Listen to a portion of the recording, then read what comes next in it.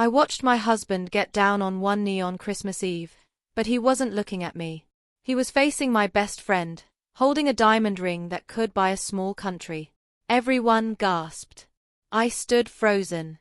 Then she opened her mouth, and the words that came out destroyed everything I thought I knew. Before we get into this story, if you love drama that'll have you on the edge of your seat, hit that like button right now and subscribe because you won't believe where this story goes. Trust me, you'll want to hear every single word. Now, let me take you back to the night that changed my life forever. You know that feeling when your life looks perfect on the outside? That was me. I had the career, the mansion, the husband who looked like he stepped out of a magazine cover. Gerald, my husband of 5 years, a tech billionaire who built his empire from nothing. Or so everyone thought. I was a corporate lawyer, successful in my own right, but let's be honest, his money changed everything. We went from my cramped apartment to a mansion with 12 bedrooms. From cooking pasta every night to having a private chef, it was like a fairy tale. And then there was Vanessa, my best friend since college. While I climbed the corporate ladder and married into wealth, Vanessa struggled. She was an artist, pouring her heart into paintings that barely sold. I helped her, paid her rent more times than I could count, covered her mother's surgery bills, got her into galleries through my connections. That's what friends do, right? You lift each other up. But looking back now, I realize I was so blind, so stupidly blind. The warning signs were everywhere. Gerald's mother, Diane, hated me from day one. At our wedding, she literally told me I wasn't good enough for her son. Every family dinner was filled with her passive-aggressive comments. "Oh, you're wearing that?" Or Gerald's ex-girlfriend was a doctor. You know, it was exhausting, but I thought, whatever. Not everyone has to like me. Then about 3 months before Christmas, things shifted. Gerald started coming home late. "Big project at work," he'd say. He stopped touching me the way he used to. Stopped looking at me during dinner. When I tried to talk to him, his eyes would glaze over like I was just noise in the background. My sister Tiffany noticed it, too. She pulled me aside at Thanksgiving and said, "Something's wrong. I can feel it." But I defended him. Made excuses. Because that's what you do when you're in love, right? You give them the benefit of the doubt. Vanessa had moved into our guest house around that time. She said she needed a quiet place to work on her art collection. I was thrilled. My best friend living on the property. It felt like old times, like college when we'd stay up all night talking about our dreams. Gerald said he didn't mind. Actually, he insisted she stay as long as she needed. I thought he was being generous. God, I was such a fool. Christmas Eve arrived and I'd planned this massive party. 150 guests, Gerald's business partners, my colleagues, family, friends. The mansion was decorated like something out of a movie. 12 tea tree, lights everywhere, ice sculptures, the works. I wore this stunning red dress. Took me weeks to find the perfect one. When I came downstairs, Gerald barely looked at me, just nodded and went back to his phone. Then Vanessa walked in and she was wearing the exact same dress, the exact same one. For a moment, we just stared at each other. She looked as confused as I felt. But here's the thing. When I asked Gerald about it later, he smirked. Actually smirked like it was some private joke I wasn't in on. Diane saw us standing there and her smile was pure evil. That's when my stomach dropped. Something was very, very wrong. The party went on. People drank expensive champagne, laughed at jokes that weren't funny, kissed up to Gerald because that's what people do around billionaires. I played the perfect hostess, smiling until my face hurt, but I couldn't shake this feeling of dread crawling up my spine. Tiffany kept shooting me concerned looks from across the room. She knew. Somehow she knew something bad was coming. Around 9 o'clock, Gerald clinked his glass. The room went quiet. Everyone turned to face him. He was standing in the center of our grand hall under the crystal chandelier that cost more than most people's houses. He had this glow about him, this excitement. And for just a second, my heart lifted. Maybe he was going to do something sweet. Renew our vows. Tell everyone how much he loved me. I actually smiled. I want to thank you all for being here tonight, he started. His voice was steady, confident. Christmas is about love, about family, about being with the people who matter most. He paused and people nodded along. I felt tears building up. This was it. He was going to make everything okay. And tonight, I want to share something with all of you. I found my true love. My heart was pounding. True love. He was talking about me. He had to be. But then he turned, not toward me, toward Vanessa. She was standing near the fireplace and she looked pale. Actually, pale like she might throw up. He walked over to her and the room started buzzing with confused whispers. I stood there frozen, my champagne glass shaking in my hand. Gerald got down on one knee right there in front of everyone in front of me.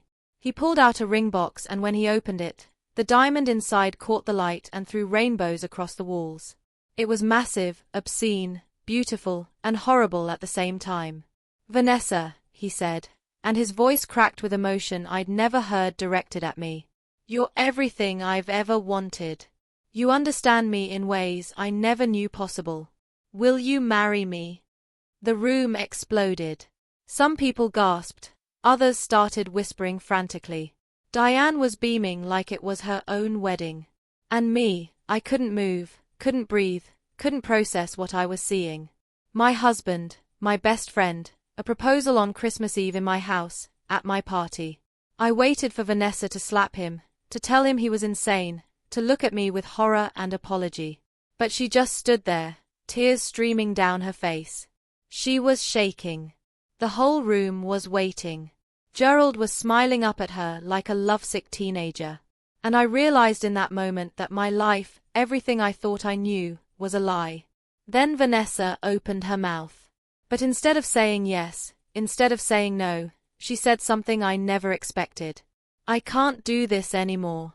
Her voice was barely a whisper, but in that silent room everyone heard it. She pulled out her phone with trembling hands. There's something everyone needs to see. Gerald's face changed. The confidence drained away, replaced with something close to panic.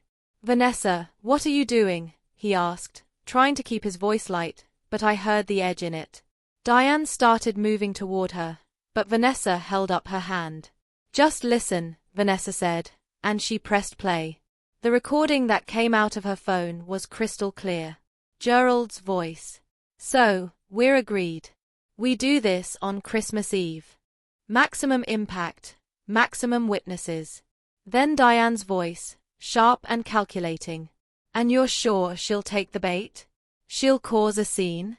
Gerald laughed. Trust me, mother. When she sees me propose to her best friend, she'll lose it. We'll have dozens of witnesses to her instability. The prenup won't matter then. The room went dead silent. You could have heard a pin drop on the marble floor. The recording continued. They talked about everything. How Gerald wanted a divorce but couldn't afford the prenup. If he cheated, he'd lose 60% of his wealth. So, they'd crafted this elaborate plan. Hired a private investigator to create fake photos of me with another man. Planted evidence of an affair that never happened. The Christmas Eve proposal was meant to be the final trigger. They expected me to scream, cry, attack Vanessa, prove I was unstable. Then Gerald would file for divorce, claim I was mentally unfit, and somehow keep his precious money. We offered Vanessa $500,000, Diane's voice said on the recording. She's desperate enough. She'll do it, Gerald added. And if she doesn't, we'll destroy her, too. Make sure she never sells another painting in this city. I felt like I was floating outside my body, watching this nightmare unfold. Vanessa was still crying, but now she was looking at me with so much pain in her eyes. They came to me 6 weeks ago, she said, addressing the room, but really talking to me. Right after you paid for my mom's surgery, Gerald said you'd be happier without him. That this was actually a favor to you. And I was so broke, so desperate, I almost believed him. She wiped her tears with the back of her hand, mascara streaking down her face. But then I remembered who you are, what you've done for me. And I realized they were monsters. So I started recording everything. Every conversation, every text message, every plan they made. I've been wearing a wire for 2 months. The guests were in complete chaos now. People were shouting. Phones were out recording everything. Gerald was trying to form words, but nothing coherent was coming out. Diane looked like she'd seen a ghost. She started screaming at Vanessa, calling her a liar, a manipulator, but Vanessa just kept playing more recordings. Text messages appeared on her phone screen, projected somehow onto the wall behind her. Messages between Gerald and Diane, planning every detail. Messages between Gerald and the private investigator. Bank transfers, everything. That's when my sister Tiffany stepped forward. She'd been quiet this whole time, just watching. Now, she pulled out her own folder of documents. I hired an investigator 3 weeks ago, she announced, because my sister might trust people too much, but I don't. She started reading from the papers. Gerald had been transferring money to offshore accounts for months, millions of dollars. He'd bought property in the Cayman Islands, had a plane ticket booked for December 27th, 2 days after Christmas. He was planning to flee the country after the divorce went through. One of Gerald's business partners, a man named George, suddenly spoke up. He approached me, too, George said quietly. Asked if I'd testify that I'd seen his wife with another man. Offered me a position on his board if I'd lie in court. Other people started nodding. More of Gerald's so-called friends admitting he tried to recruit them into his scheme. Gerald was backing away now, his face red, sweat beating on his forehead. This is insane, he kept saying. You're all insane. She's manipulating you. He pointed at me, and for the first time since the proposal, I felt something. Not sadness, not betrayal, anger. Pure, cold anger. I sat down my champagne glass very carefully on a side table. When I spoke, my voice didn't shake. Gerald. He stopped backing up. I've known for a week. The room went quiet again. Even Diane stopped her hysterics. Vanessa came to me 8 days ago, showed me everything. The recordings, the plans, all of it. And you know what I did. I smiled and it felt good. I called my lawyers, filed paperwork freezing every single joint account we have. Contacted your company's board with evidence of fraud. Yes, fraud. Because I found all those offshore accounts, too. You've been embezzling from your own company, Gerald. Moving money that belongs to shareholders. His face went white. You knew. I nodded. The whole week. Every time you came home and kissed my cheek, acting normal, I knew when you told me you loved me 2 days ago, I knew this entire party. I planned it specifically for this, to give you enough rope to hang yourself. I looked at Diane, both of you. The sound of sirens outside made everyone rush to the windows. Police cars, 3 of them, pulling up the long driveway. I called them this morning, I said calmly. Gave them everything. They've been waiting for my signal. Gerald tried to run. Actually tried to run, pushing through guests toward the back door, but 2 officers were already coming through it. They grabbed him and he started screaming about lawyers and rights. And how dare I? They read him his rights while he struggled. Diane collapsed into a chair, wailing about her reputation, her social standing. How could this happen? I walked over to Vanessa, who was still standing there looking shell-shocked. Thank you, I said quietly. She grabbed my hand. I'm so sorry. I squeezed her hand. But you didn't. That's what matters. You chose friendship over fear.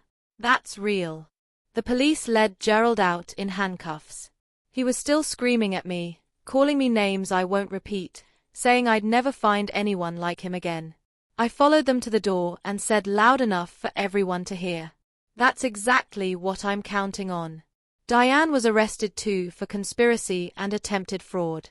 The guests slowly filtered out, some apologizing, others just stunned into silence.